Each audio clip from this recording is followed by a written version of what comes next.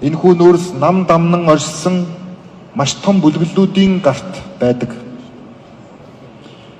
Энэ зүйлтэй нүүр тулж энэ зүйлийн мэдээллийг олон нийтэд ил болгож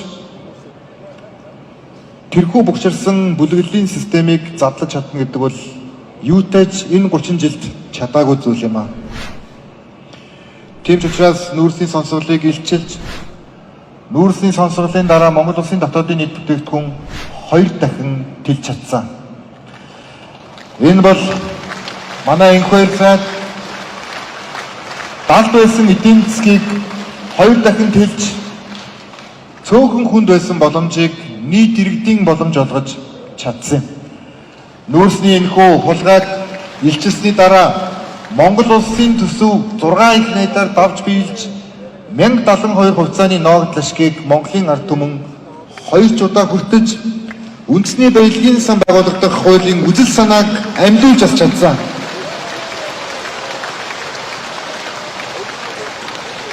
Тийм учраас та бүхний төр дэлгээс нь төлөөлөл үүргээ сайн гүйцэтгэсэн. Илүү том түвшинд ажиллахын тулд энэхүү эхлүүлсэн ерөнхий сайдын тэмцлийг үр дүнд хүрэхийн тулд надад энх хоёр сайд үнэхээр хэрэгтэй байгаа.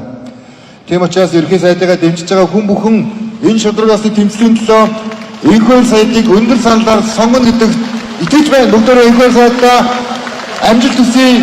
Битгий шантраарай.